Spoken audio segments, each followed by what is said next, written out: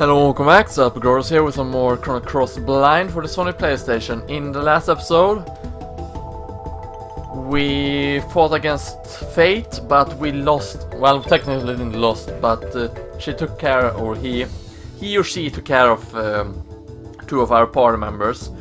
Now, this is actually a re-recording. I've already recorded this episode technically, but so I know I've already beaten this boss for a matter. But of course the recording screwed up somehow, so it couldn't register and I couldn't export it from the program. So I'm forced to actually refight this boss. So yay! That's a lot of fun.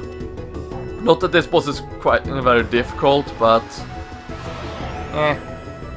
it's annoying refighting it nonetheless. Actually, you know, attack once again.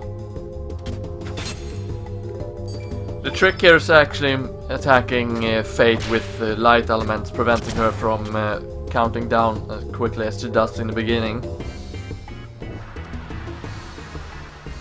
And when she gets close to 0, that's when you want to use Muchgamesguides as well. To make things easier for yourself, I mean.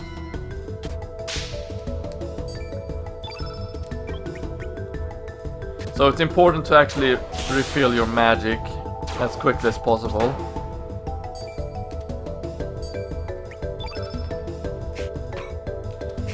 Let's see here. I have a couple of meteor storms on Velik as well. Because I figure it would be very useful having several white elements.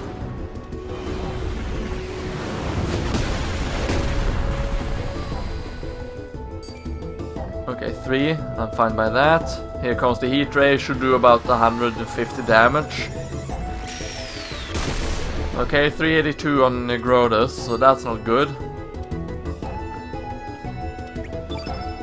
That's not really something I wanted to see.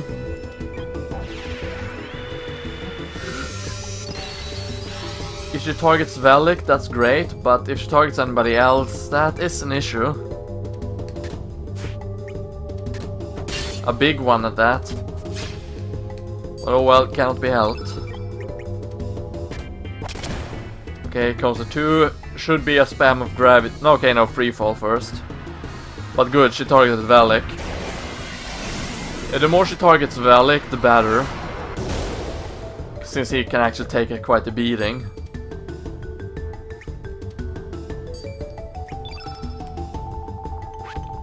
Okay, let's see. I'm gonna attack twice. There we go. And to make sure that everybody's healed up sweet and nicely, I'm gonna use a snake bite. Or snake eyes, I mean. Since this heals up at least 200 HP. Although I don't think that will be enough for Grodus to survive. 360. That should be enough actually. Actually, I'm gonna wait with Velik and attack with Grodus right away. Okay, it's getting in on 1. Here comes the spam of 2 gravity blows in a row. Okay, 1 riddle shouldn't do too much damage. 48, okay. It should do the same damage on everybody actually, around 50.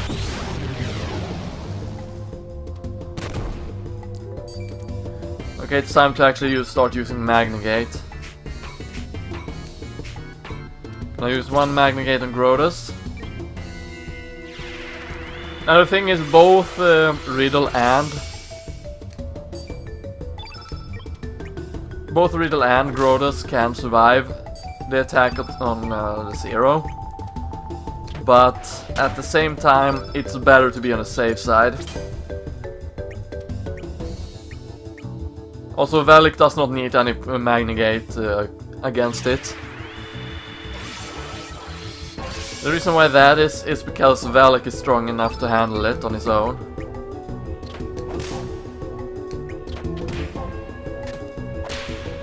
As you will see here when it reaches 0. I think it still would do about 300 okay, 201. It's on Grodus and Riddle, it takes around 300 damage. So it's not much to worry about in their regard.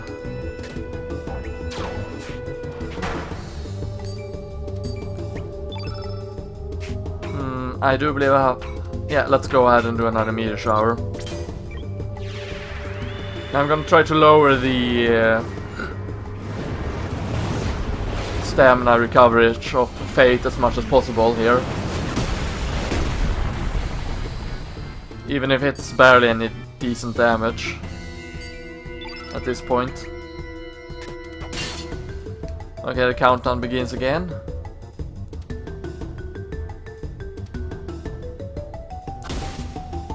And she focuses on physical attacks instead. Not that that really matters too much.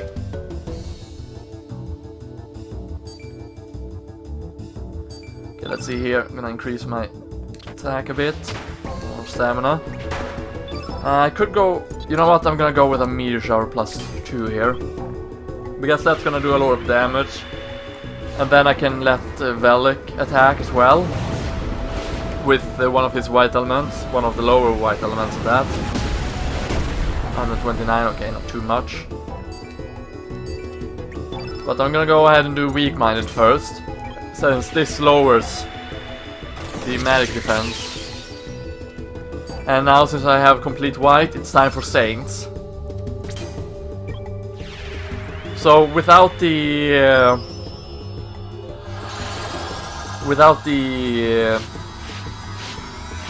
weak-minded, this attack does about 900 damage on Fate.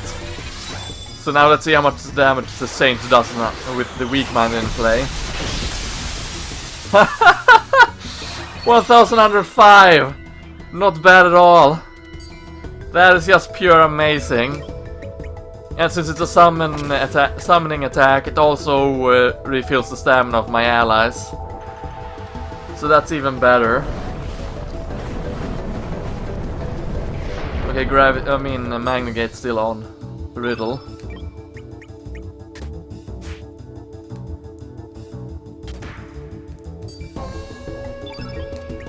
That's fine though. But I still need to have about 300 damage when Heat Ray strikes. To make sure that everybody can survive it. Okay, 195 on Velik. It's not the end of the world.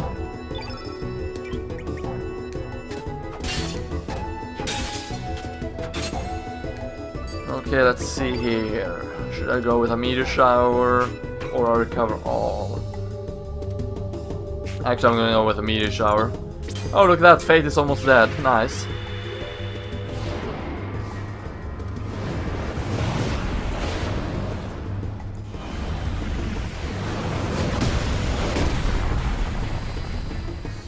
Okay, I'm gonna attack a little bit to increase the stamina of Velik.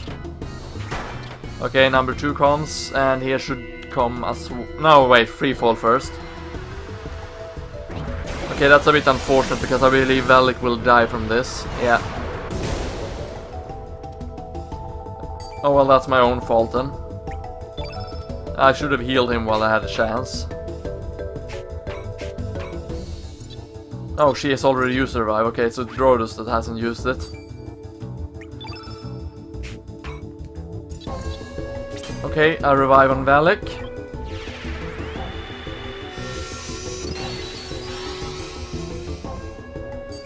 And Riddle's gonna use a recover all. I'm gonna use a +1 on this one. So now we have 2 white element magics in play. I need to increase Grodus' stamina a bit. There we go. I'm going to go with a photon beam to ensure that I have 3 in magic, or 3 white elements in play, I mean. Okay, 67. I need to attack at least once here. There we go. And let's go with the flying arrow. which I believe will destroy Fate completely.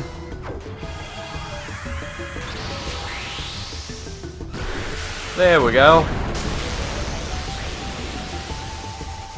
474. Okay, it was not completely. It wasn't completely crushed then, which is unfortunate, but oh well. Okay, good. It targets Valak.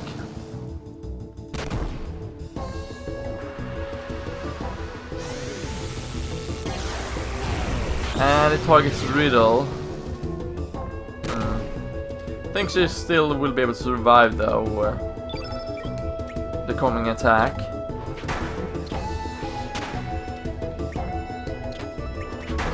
But just in case, I'm gonna send out a Muchgamesguides, but I'm gonna send it on Grodus. There we go. Gonna let Valak attack first. And here comes the 0. I was kinda hoping that I would be able to destroy Fate before the countdown went to 0 again. But nah, didn't work this time. Also, sadly, Riddle is dead. That's very unfortunate. But not that it really matters anyway when I think about it. Because, you know, I destroyed Fate here and now. And the thing is, I'm already further ahead from this point, regardless. So, the stats I will get in this episode and whatnot, they won't count. Because I won't save after this. I'm just gonna make sure that this episode is... Yeah, we got the growth level, got some nice stats. I believe that Riddle got resistance up in HP, about 5 HP and resistance. 1 resistance, I mean. But that's only as far as I remember.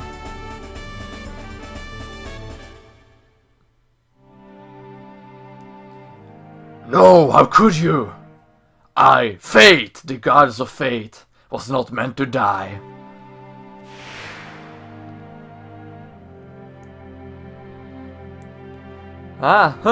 Where in the blazes am I?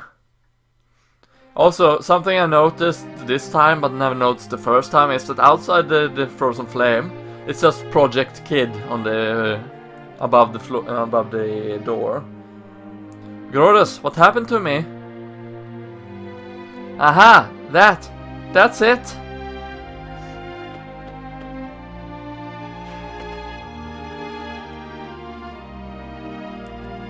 And as we know, Kid is part of the Radical Dreamers. No, Narlet. Net touches pass. Do not touch it. The rest, I know the feelings you have inside of you. The urge to bring everything to nothing is now stronger than you desire to save everyone. You may want to throw yourself down the cliff of destruction. That is your imperative. But Zil was blind to the rest. Do not drag Grodus and the others down into destruction with you. Shut up, you loony. I know what I'm doing. It's too late. There's no turning back now.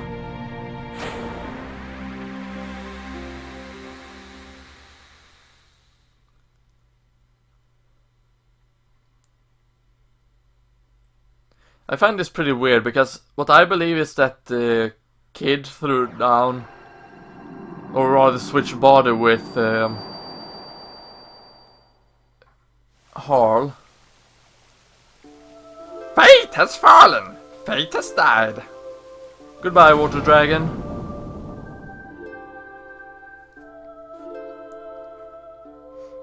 Finally, the time has come! Goodbye, Fire Dragon.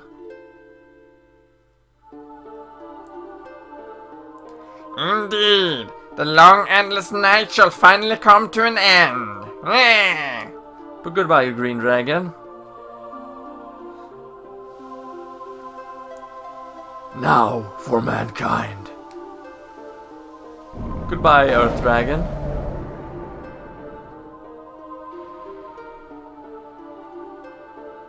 I shall make you bleed. Goodbye, Black Dragon.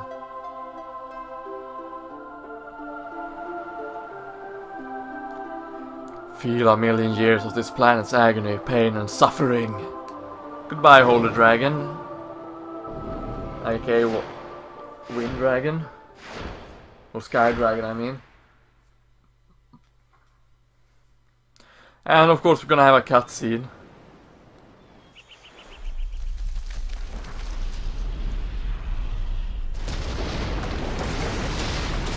It's kind of funny because this island is actually Water Dragon Isle, I believe, or it might be Gale Island, actually.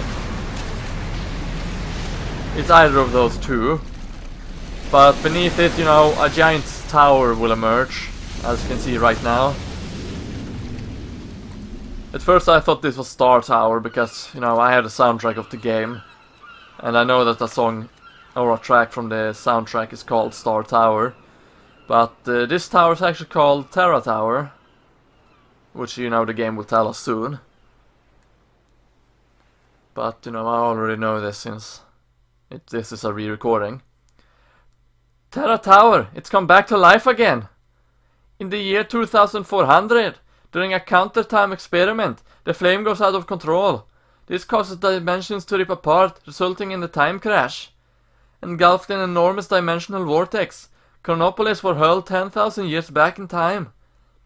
Perhaps it was the awakening Lavos who pulled the frozen flame back through time to it. Maybe so that Lavos, who saw the possibility that some young adventurers might destroy it, could create a backup plan. But that ain't all. At the same time, another city from a different dimension's future was also thrown back in time. Dinopolis, the future city of the reptiles, Asala's descendants, who had evolved more closely with the planet. Just as Lavos, in an attempt to save itself, summoned Chronopolis from the distant future, perhaps our planet beckoned Dinopolis into the past, maybe as a measure against Chronopolis and humanity. It wasn't the dragon gods who sealed up the frozen flame. It was fate, which used the flame's power to divide its seal and seal the dragons in slumber. And now that fate has been defeated, the dragons will join together again to start their revenge. Yep. We actually have another cutscene right away here. As you can see, we can see all the 6 dragons. Also, it's very amazing how some of the dragons can even fly. You know, like the Earth Dragon, which you never saw any wings on. And you know, the Water Dragon, it kind of floats in the air instead of flying, as you can see there. And just like that, Harl awakens. I'm not really sure if she actually controls the Green Dragon here or anything. Or, you know, if this is actually meant to happen, that the Green Dragon attacks the Sky Dragon and gets absorbed into it.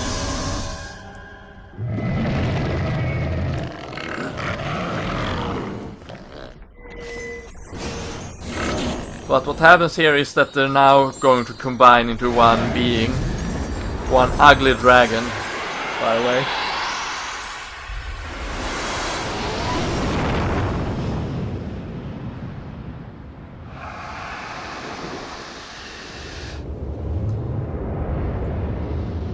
And just like that, that's a very ugly thing, by the way, in the mouth there.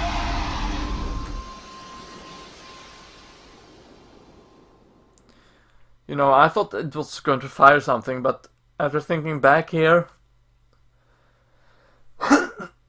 it's probably, you know, a jewel or something that's very important for us. I feared it would come to this. I didn't want to have to fight with you if it could have been avoided. Adwa, Grodus. Adwa. Goodbye, Harl. Very unfortunate to miss you, but you, unlike Celeste, is jumping into the core, getting absorbed by it. And, you know, shot up into the air. Not really sure why Celeste falls down, though.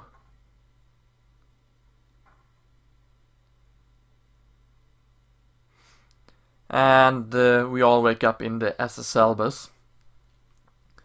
Give me a freaking break! You mean to tell me we were being used all this time? Yeah. Damn! What is done, although we may not like it. In any case, we need to make our way into that floating tower. Yes, we cannot just twiddle our thumbs and do nothing. The only problem is... So, we have to find a way up there, right? It's not like the great SS Invincible can make it up there either. There has to be a way. At least our objective is clear. I do not know how, but we must find a way. So, like, whatever happened to Celeste after that? Doesn't look like she'll ever wake up. Indeed. She is resting at Banga's place.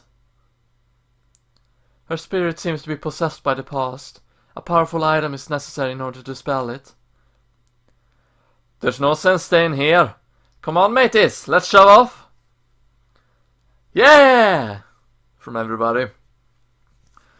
And you know, at this point I chose to play as moves in the party as well. Of course I'm not gonna calculate him or anything, because again, not gonna save after this. And then I had a lot of options, you know, I could go to I can go to Viper Manor. I can go under the tower here. But as far as I remember, I went straight for... We could also go and pick up the Chrono Cross, by the way, but I think I did that in a later episode. But what I do believe I did is that I went to Galdo. And here at Galdo I ended off the episode. So, you know, the next episode will be the original recording and it will be blind again. So, this has been LPGrodus. Thank you very much for watching. Stay froggy everyone. And I hope to see you next time. See you then.